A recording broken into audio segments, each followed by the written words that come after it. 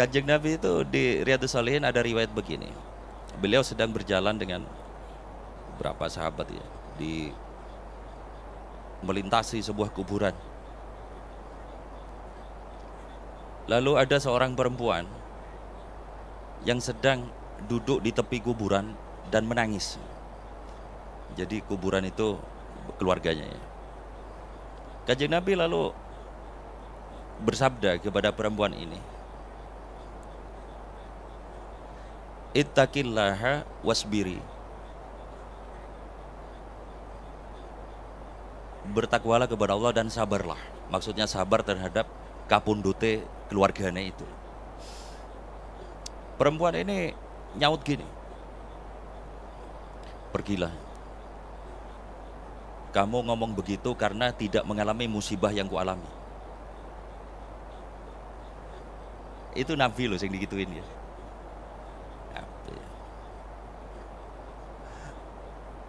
Dosen ora disopo wae nesu. Ora karu-karuan. Terus ya Nabi udah berangkat aja itu. Lalu ada sahabat yang ngomong sama perempuan ini, huwa Rasulullah. Sing sampean onek kene iku Kanjeng Nabi. Lalu perempuan ini lalu apa? Datang ke kota ya. Datang ke kota lalu nemui Kanjeng Nabi dan bercerita bahwa aku tidak tahu bahwa engkau Rasulullah. Tapi perempuan ini perempuan mukmin.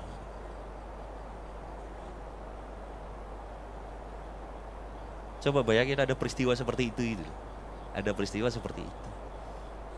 Dan Kanjeng Nabi ya santai-santai aja, malah memberi nasihat, sabarlah, sungguh pintu pertama musibah untuk bersabar itu adalah pada hentakan pertama. Artinya ketika musibah itu meledak, itu yang memang tanggungan sabarnya itu dahsyat. Selebihnya akan lebih santai. Tapi poin saya adalah itu yang ngalami begitu itu Kanjeng Nabi sallallahu alaihi wasallam. Kanjeng Nabi sallallahu alaihi wasallam.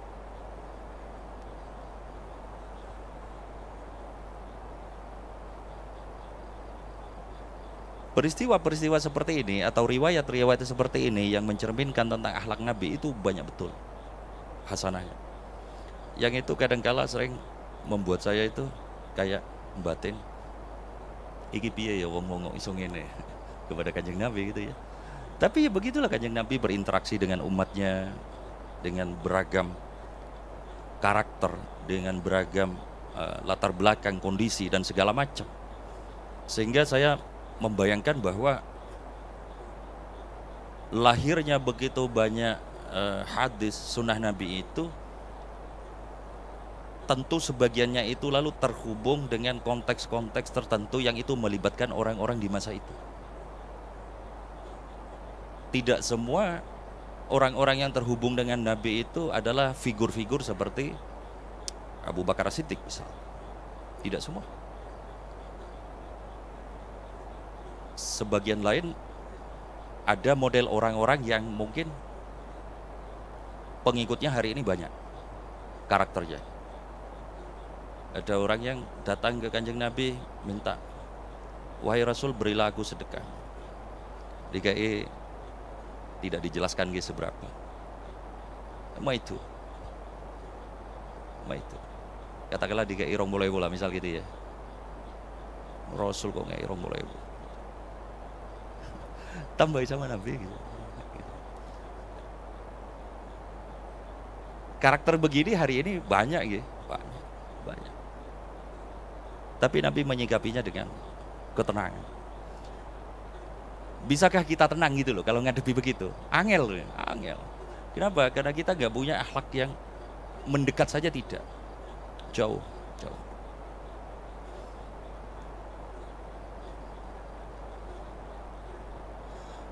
Ada orang biasanya ini yang aneh-aneh ini orang Arab ya.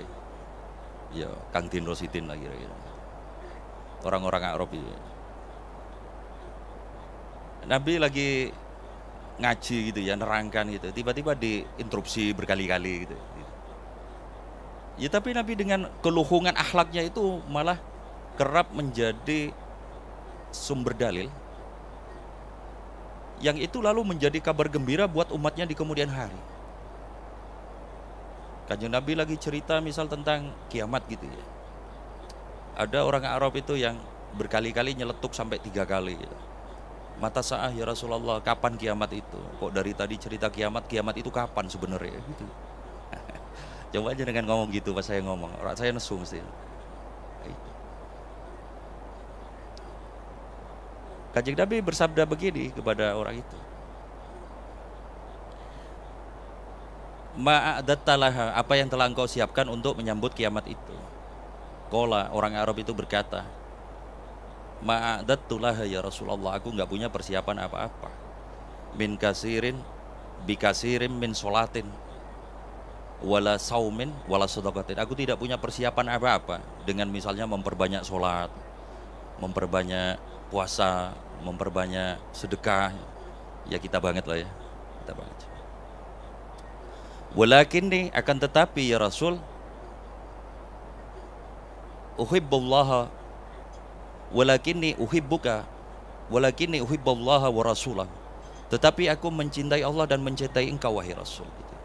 Qala, Kanjeng Nabi lalu menimpali, anta ma'aman ahbabta, engkau bersama dengan orang yang engkau cintai. Itu Anas bin Malik itu yang berada di forum itu sampai tersenyum girang banget mendengar jawaban Rasul itu, karena itu lalu menjadi dalil bahwa Anas bin Malik ini yang mencintai Rasul itu niscaya akan bersama Rasulullah kelak di akhirat gitu loh maksudnya. Nah, sudah lama itu malah dijamin gitu. Itu kan akhlak bahasa kita itu akhlak opo gitu, yang tidak mungkin dibayangkan oleh kita itu. Pak Edi wong ora bener, aneh-aneh soal macam-macam ngono ya. Tiba-tiba ketemu kene tak kayak duit itu. Itu kan nggak kebayang ya peristiwa seperti ini hari ini gitu, nggak kebayang. Yang terjadi itu seperti itu. Dan jenengan nek pengen sithik-sithik ndereke, nek lagi diomongi elek karo wong, nggih, inbox mawon nggih. Rekeningnya pinter.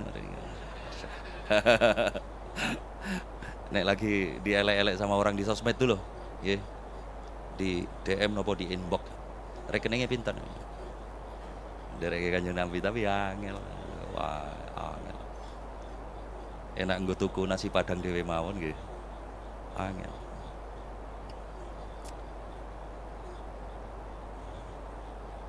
Oke, terakhir nggih. Riwayat ini banyak. Poin saya adalah pengen memberikan gambaran-gambaran tentang adiluhungnya akhlak Rasulullah.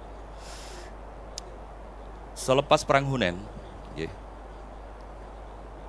itu di dalam perang Hunain ini banyak orang-orang mu'alaf, orang-orang musyrik Quraisy yang telah masuk Islam gitu ya, dan baru masuk Islam pasca Fathu Makkah. Itu yang ikut gabung di perang itu. Nah, perang itu lalu dimenangkan oleh umat Islam dan banyak mendapatkan ghanimah. Rasulullah lalu membagikan ghanimah itu dengan memberikan sebanyak-banyaknya kepada para mu'alaf ini, orang-orang yang baru masuk Islam ini, sehingga lalu menimbulkan rotok ngreneng orang-orang Ansor itu. Kok nggak kayak biasa nih. Nah, lalu ada satu orang yang merupakan pemimpin Ansor itu namanya Sa'ad bin Ubadah. Sa'ad bin Ubadah ini lalu didorong oleh orang-orang Ansor supaya nanyain kepada Kanjeng Nabi mengapa pembagian ghanimahnya itu seperti itu. Sa'ad lalu bertanya kepada Rasul, ya Rasul, orang-orang Ansor memintaku untuk bertanya kepada panjenengan, mengapa pembagian ghanimahnya itu tidak seperti biasanya. Kanjeng Nabi lalu bersabda kepada Sa'ad bin Ubadah ini, kalau begitu Sa'ad tolong kumpulkan orang-orang Ansor tersendiri. Lalu setelah mereka berkumpul, Kanjeng Nabi nemoni mereka, dan Kanjeng Nabi bersabda begini. Ini dalam sirah sering dikutip. Wahai orang-orang Ansor, aku datang ke kalian di saat aku dikejar-kejar oleh orang-orang musyrik. Aku datang dalam keadaan tidak punya apa-apa, aku datang dalam keadaan lemah, lalu kalian menampungku, melindungiku, memberi makan padaku. Betulkah begitu? Niki bayangke sing tanglet Rasul ya. Nggih. Betulkah begitu ya? Orang Ansor itu cap semua, nggak berani nyaut gitu. Kanjeng Nabi lalu sabda lagi, wahai orang Ansor, mengapa kalian tidak menjawabku? Kagol ya, digituin ya. Lalu mereka berkata, ya Rasul, bagaimana kami harus memberikan jawaban padamu? Rasul lalu bersabda begini, engkau bisa mengatakan, betul Rasulullah, ketika engkau lemah kami yang melindungimu, ketika engkau lapar kami yang menjagamu, ketika engkau sedang dalam kesulitan kami yang memberi perlindungan kepadamu. Andai kalian mengatakan seperti itu, maka itu benar adanya. Gitu ya. Orang-orang itu terdiam semua ya, digituin ya. Lalu kemudian Kanjeng Nabi dawuh gini. Ini yang ungkapan beliau yang sangat spektakuler gitu. Ini sangat spektakuler. Wahai orang-orang Ansor, maukah kalian di saat orang-orang itu, orang-orang Quraisy itu ya maksudnya, di saat orang-orang Quraisy itu mendapatkan pulang ke rumahnya dengan membawa onta dan kambing, adapun kalian orang-orang Ansor pulang ke rumah kalian dengan membawa Rasulullah Sallallahu Alaihi Wasallam. Itu nangis semua orang Ansor, nangis, seketika nangis. Coba bayangin, bagaimana Rasulullah lalu mentamsilkan dirinya yang adiluhung itu,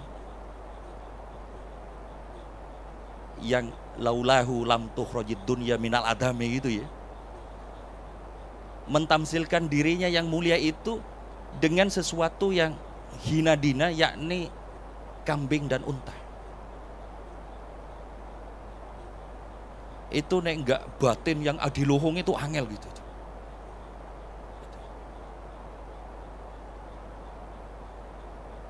Jika kalian pulang ke Madinah melewati lembah-lembah, maka Rasulullah akan bersama kalian di lembah yang kalian lewati.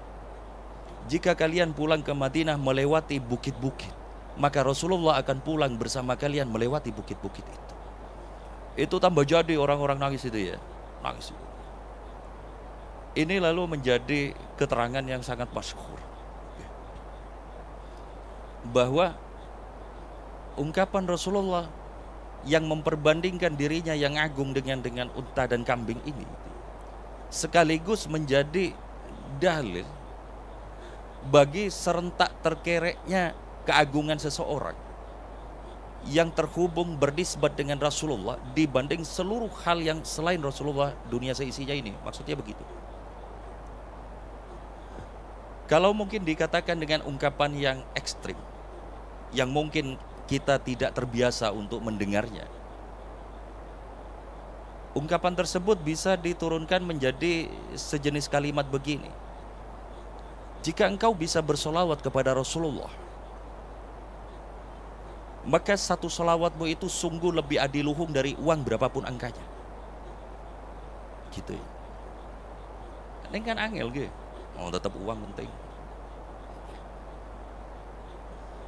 Gap yang dahsyat ini ya teman-teman, gap yang dahsyat ini pada konteks akhlak tadi itu benar-benar lalu menjadi uswatun hasanah yang itu memang gak akan pernah ada ujungnya untuk dikulak oleh siapapun dalam bentuk apapun, gak ada ujungnya. Saking begitu berlimpahnya gap yang terjadi antara Rasulullah dengan manusia pada umumnya atau kita. Ya teman-teman, kita lalu melalui begitu banyak riwayat keteladanan terkait akhlak Kanjeng Nabi Sallallahu Alaihi Wasallam ini, kita itu bagaikan lalu memiliki standar yang kita sendiri paham itu tidak akan mampu kita jangkau standarnya. Kalau panjenengan merasa misal telah berbuat baik, maka level baiknya panjenengan ini masih tidak ada apa-apanya dibanding standar Rasulullah. Sehingga bagaikan kita itu bagaikan menaiki tangga itu loh, yang tangga itu tidak pernah ada ujungnya, karena standarnya adalah standar Rasulullah. Panjenengan kalau kuliah misalnya katakanlah standar the bestnya itu adalah Misalnya IP-nya 4 gitu ya. Misal ya. Yang mencapai itu banyak. Tetapi coba bayangin, ketika panjenengan menjadi orang yang paling menentukan selamatnya orang lain, dunia dan akhirat, lalu panjenengan tidak dikenali seseorang, bagaimana kita itu bisa menerima peristiwa itu? Itu hanya Rasulullah yang bisa begitu. Itu hanya Rasulullah yang bisa begitu.